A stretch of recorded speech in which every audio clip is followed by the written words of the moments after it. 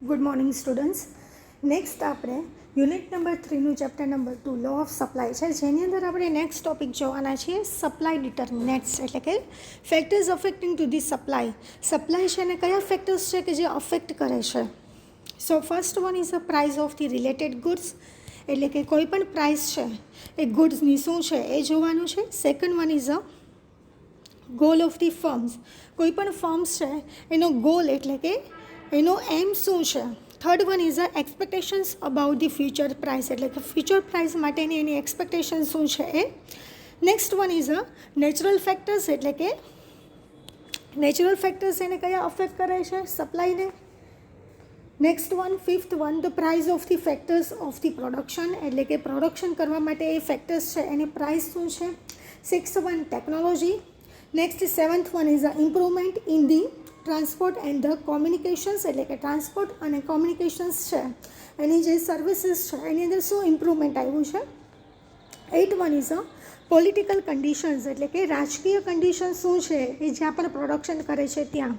And 9th one is a taxes and the subsidiaries, અને taxes શું લાગુ પડે છે અને સબસિડરી શું લાગુ પડે છે એ. સો આટલા ફેક્ટર્સ, આ 9 ફેક્ટર્સ છે કે જે શું કરે છે તો કે સપ્લાય છે એને લાગુ પડે છે. તો સૌથી પહેલાં આપણે સ્ટાર્ટ કરીએ તો the factor supply is a powerful factor in the market.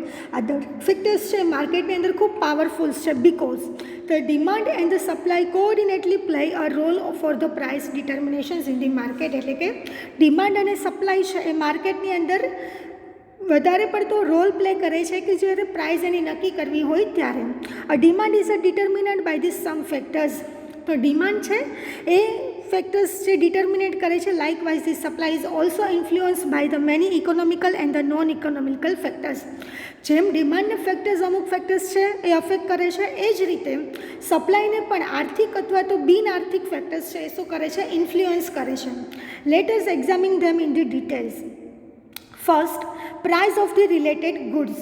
If the price of the other thing remains unchanged, બીજી બધી વસ્તુઓમાં ચેન્જીસ ન આવે, the supply of the goods depends on the price of related goods, એટલે કે કોઈ પણ ગુડ્સની supply છે એ રિલેટેડ ગુડની સપ્લાય છે એના ઉપર ડિપેન્ડ કરે છે.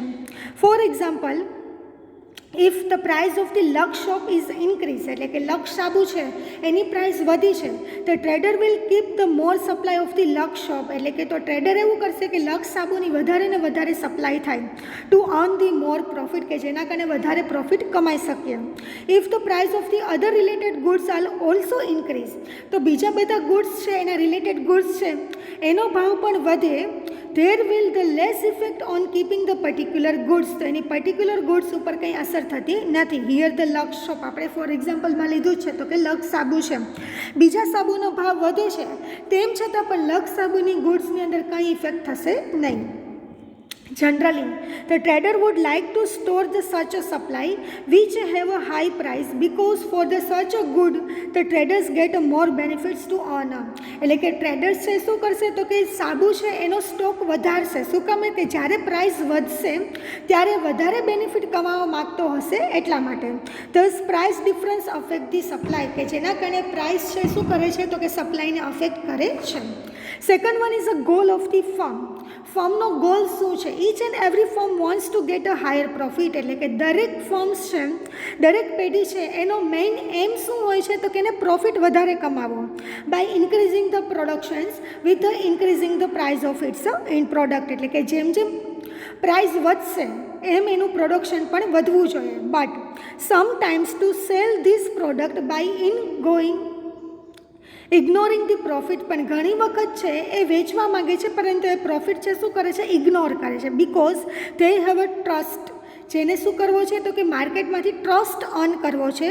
That by increasing the sales will provides its a maximum profit, કે જે ટ્રસ્ટ અર્ન કરશે કે જેના કારણે એ સેલ વધારશે કે જેના કારણે મેક્સિમમ પ્રોફિટ છે કમાઈ શકે છે. Higher goal of the productions leads to the higher supply, એટલે કે જેટલો ગોલ મોટો હશે એટલી જ એની સપ્લાય કેવી હશે, વધારે હશે in the market. Some producers believe that supply creates its own demand, પુરવઠો છે એ જ શું કરે છે પોતાની માંગ છે એને ક્રિએટ કરે છે. On that basis supply overflow the market, કે જેના કારણે સપ્લાય ખૂબ વધે છે. Third one is exceptions about the future price, એટલે કે ફ્યુચર પ્રાઇસની એક્સપેક્ટેશન શું છે, અનુમાન શું છે, એ પણ એ અફેક્ટ કરે છે સપ્લાયને. If the producer think that in the future the price may be increase more than the current price, એટલે કે પ્રોડ્યુસર છે એવું વિચારે છે કે ફ્યુચરની અંદર પ્રાઇસ વધશે કરંટ પ્રાઇસ કરતાં, he want supply at present, તો અત્યારે સપ્લાય કરશે નહીં. He will wait for the future change, એ ફ્યુચરની અંદર શું ચેન્જીસ આવે છે એનો વેઇટ કરશે. The trade, commerce and the productions, all this activities are based on the demand and the supply forecasting, અને ટ્રેડ એટલે કે વેપારમાં, કોમર્સની અંદર અને પ્રોડક્શનની અંદર આ દરેક એક્ટિવિટીઝ છે ડિમાન્ડ અને સપ્લાયની ફોરકાસ્ટિંગ અનુમાન ઉપર જ આધારિત હોય છે. The producer keep constant eyes and the mind towards the changing the situations in the market, એટલે કે પ્રોડ્યુસર્સ છે એની આઈઝ છે કોન્સ્ટન્ટ રાખે છે to mind towards the changing the situations in the market, એ સતત માર્કેટમાં શું ચેન્જીસ આવે છે એના ઉપર દેખરેખ રાખે છે. They always study the market trends in the past, at present and in the future, એ હંમેશા માર્કેટનો ટ્રેન્ડ્સ ભૂતકાળમાં શું હતું, વર્તમાનમાં શું છે અને ભવિષ્યમાં શું થશે એના ઉપર એ સ્ટડી કરે છે. According to there study they tech decisions, અને એના સ્ટડી ઉપરથી ડિસિઝન્સ લે છે અને prepare the plan four the future, અને ભવિષ્યમાં કેવો પ્લાન પ્રિપેર કરવો છે એ નક્કી કરે છે. In case of the supply, according to there study and the experience, પોતાના અનુભવ અને એના સ્ટડી ઉપરથી તે either increase or decrease the supply, તો એ કાં સપ્લાય વધારશે કાં સપ્લાય ઘટાડે છે. Fourth one is a natural factors, એટલે કે કુદરતી ફેક્ટર્સ છે એ પણ લાગુ પડે છે સપ્લાયને. Natural factors which are not under control of the mind mankind have great effect on the supply, એટલે કે નેચરલ ફેક્ટર્સ છે એ આપણે ક્યારેય કંટ્રોલમાં લઈ આવી શકતા નથી માણસો દ્વારા, અને એની ઇફેક્ટ સપ્લાયને ખૂબ વધારે પડતી પડે છે. The natural factors like floods, એટલે કે પૂર, famines, plant disease, storms, etc. can make the remarkable changes in the quantity of the supply. આ દરેક વસ્તુ છે એની ક્વોન્ટિટી સપ્લાયની છે એની અંદર ચેન્જીસ લઈ આવે છે. The natural climates make the scarcity of the supply in the market. કુદરતી આફતો છે એ શું કરે છે તો કે સપ્લાયની અછત ઉદ્ભવે છે માર્કેટની અંદર. Developing country like the India is suffering the scarcity of the supply due to the two reasons, એટલે કે ઇન્ડિયા છે જે વિકાસશીલ દેશ છે કે જેની અંદર સપ્લાયની સ્કેરસિટી, પુરવઠા છે એની અત્યારે શું છે તો કે સ્કેરસિટી છે, જે બે કારણોને કારણે છે. First, low productivity in the agriculture sector, એગ્રીકલ્ચર્સની અંદર પ્રોડક્ટિવિટી ખૂબ ઓછી છે. And second one is a rapid growth of the population, અને વસ્તી છે ખૂબ વસ્તી દર વધે છે માટે. Sometimes hoarding's tendency of the supply also play the role of the creating the shortage of the supply in the market, અને ઘણી વખત અમુક ટેન્ડન્સીને કારણે સપ્લાય છે એની શોર્ટેજ ઉદ્ભવે છે. All this are the main made creations, આ માનવ દ્વારા સર્જિત કરેલું છે. Fifth one, the price of the factors of the production, એટલે કે પ્રોડક્શન કરીએ છીએ તો ત્યારે એની પ્રાઇઝીસ શું છે એમ. Various factors of the productions are land, labour, capital and the entrepreneurships, એટલે કે પ્રોડક્શનના ફેક્ટર કયા છે? 4: જમીન, મૂડી, શ્રમ અને નિયોજક, એટલે કે land, labour, capital and entrepreneurship.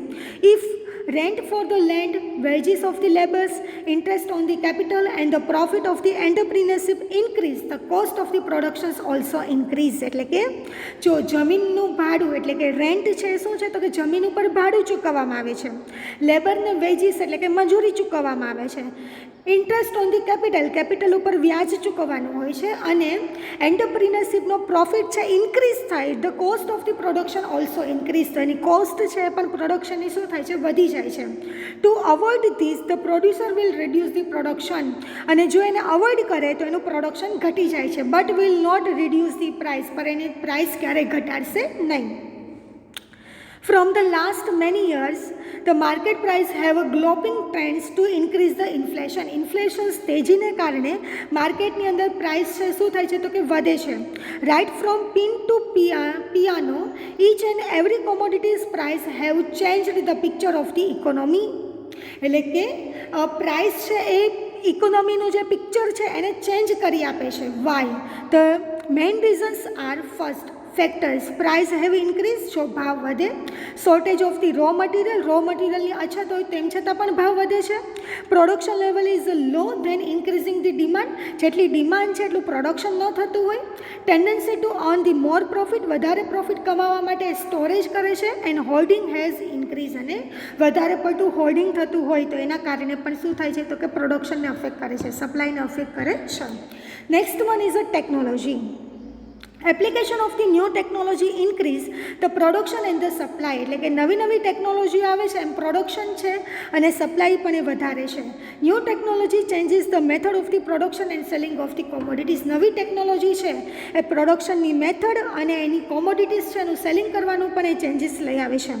It is our experience, અનુભવ પ્રમાણે, that the influence of the technology has changed the human standard of the living, એટલે કે જેમ જેમ ટેકનોલોજીની અંદર ચેન્જીસ આવતા જાય છે એમ માનવીનું સ્ટાન્ડર્ડ ઓફ લિવિંગ છે, જીવનશૈલી છે એનું પણ એ વધતું જાય છે.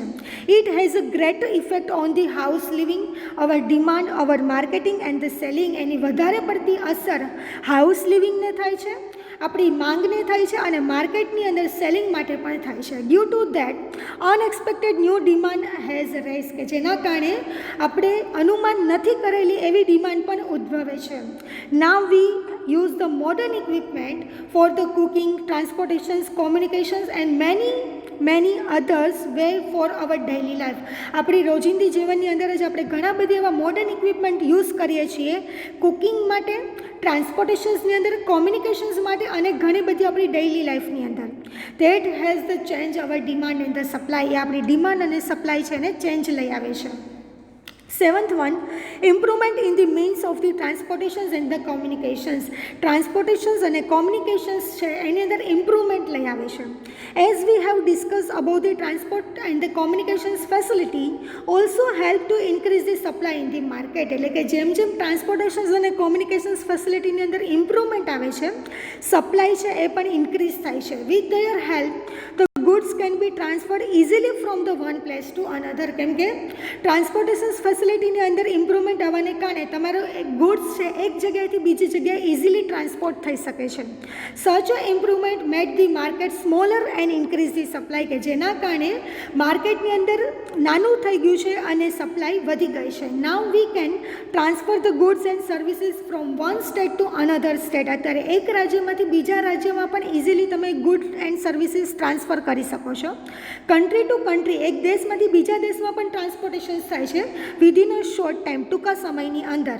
We have built the new road, modern vehicles to make the economic activity easier, કે જેના કારણે નવા રોડ, નવા વ્હીકલ્સને કારણે ઇકોનોમિક એક્ટિવિટીઝ છે ઇઝીયર બની ગઈ છે. This is the reasons our market have become the rich with the supply, કે જેના કારણે આપણું માર્કેટ છે કેવું થઈ ગયું છે તો કે સપ્લાય વધી ગઈ છે, રીચ થઈ ગયું છે. 8.1 પોલિટિકલ કન્ડિશન્સ, એટલે કે રાજકીય નીતિઓ શું છે. Political stability is important for the industrial sector. Industrial sector માટે પોલિટિકલ સ્ટેબિલિટી ખૂબ મહત્ત્વનું છે. If there is a stability in the પોલિટિક્સની અંદર સ્ટેબિલિટી રહે, it helps to increase the product supply, કે જેને કારણે પ્રોડક્ટની સપ્લાય પણ વધી જાય છે. If the political situations is unfavourable, જો અનફેવરેબલ હોય, it will adversely effect the supply, કે જે આપણી સપ્લાયને એડવર્સલી એટલે કે વિરુદ્ધમાં અફેક્ટ કરે છે. If the policy of the government is positive, જો ગવર્મેન્ટની પોલિસી પોઝિટિવ હશે, that will help the industrial sector to develop and there will be higher ratio of the production, કે જો પોઝિટિવ હશે ગવર્મેન્ટ પોલિસી તો જેને કારણે ઇન્ડસ્ટ્રીયલ સેક્ટરની અંદર વિકાસ પણ સારો થશે. There will be higher ratio of the production, કે જેને કારણે પ્રોડક્શનનો રેશિયો પણ વધશે. There will be less difference between the demand અને સપ્લાય, અને ડિમાન્ડ અને સપ્લાય વચ્ચેનો તફાવત છે પણ ઓછો રહે છે. Next one, 9th one, taxes and the subsidiaries, એટલે કે કરવેરા અને અમુક સબસિડી છે એ. If the taxes are normal, જો ટેક્સ છે નોર્મલ હોય, there will be the indirect push up to the production activities, છે જેને કારણે ઇનડાયરેક્ટલી પ્રોડક્શન એક્ટિવિટીને અફેક્ટ કરે છે. As a result supply increase, કેમ કે ટેક્સ નોર્મલ છે કે જેના કારણે સપ્લાય વધે છે. On the other side, if there will be heavy taxations on the industries, ઉદ્યોગોની અંદર વધારે પડતા કરવેરા હોય, it will be unfavourable and the supply may be decrease, કે જે અનફેવરેબલ છે અને સપ્લાય પણ ઘટે છે. Similarly, if the government provides the different subsidies, that will be the inspirations to the industries to produce the more and supply will be increased. એટલે કે જો ગવર્મેન્ટની સબસિડરી છે વધારે પડતી પ્રોવાઈડ કરવામાં આવતી હોય કે જેને કારણે ઉદ્યોગો છે એને સહાય મળી રહે છે કે જેને કારણે એનું પ્રોડક્શન અને એની સપ્લાય વધારે છે. Taxes in the country is a very important factors in the economical development. એટલે કે આર્થિક વિકાસ માટે ટેક્સીસ છે ખૂબ મહત્ત્વનો ભાગ ભજવે છે. Heavy taxations discourage the producers to produce the less and it will be hit on the production say the supply. એટલે કે વધારે પડતો ટેક્સીસ હશે તો પ્રોડ્યુસર્સ છે ઓછું પ્રોડક્શન્સ કરશે કે જેને કારણે એને પ્રોડક્શન્સ છે ઘટાડી દે છે કે જેને કારણે એને ટેક્સ ઓછો પે કરવો પડે છે કે જેને કારણે સપ્લાય પણ શું થશે ઘટે છે. Government should not impose the taxes beyond the capacity of the industries. ઇન્ડસ્ટ્રીઝની જે કેપેસિટી છે એના કરતાં વધારે ટેક્સીસ લાગવામાં આવે. Besides, the subsidiary should be liberal. જો એની સબસિડરી લિબરલ હોય that will prove the positive to the production as well as the supply. અને જો લિબરલ પોલિસી હશે, લિબરલ સબસિડરી હશે તો એની પોઝિટિવ ઇફેક્ટ થાય છે, પરંતુ જો ગવર્મેન્ટ છે વધારે પડતા ટેક્સીસ રાખશે તો એનું પ્રોડક્શન ઘટાડી દેશે. In short, these are the determinants of the supply which increase or reduce the supply in the market. આ ઉપરના જે ફેક્ટર્સ છે કે જેના કારણે એની સપ્લાય કાં વધે છે કાં ઘટે છે. So this is the factors affecting the law of the supply. એટલે કે પુરવઠા છે તો એને કયા ફેક્ટર્સ અફેક્ટ કરે છે તો આપણે 9 ફેક્ટર્સ જોયા. Taxes and the subsidiaries, political conditions, improvement in the means of the transportations and communications, technology, prices of the factors of the production, natural factors, expectations about the future price, goal of the firms and the prices related of the goods. So this is the factors affecting to the supply. જો તમને આ પોઈન્ટની અંદર કંઈ ન સમજાય તો એની time પૂછી શકો છો. અને અહીંયા આપણું યુનિટ નંબર 3 કે જેની અંદર ચેપ્ટર 1 ડિમાન્ડ અને ચેપ્ટર 2 સપ્લાય હતું જે આપણે કમ્પ્લીટ કરીએ છીએ. Thank you.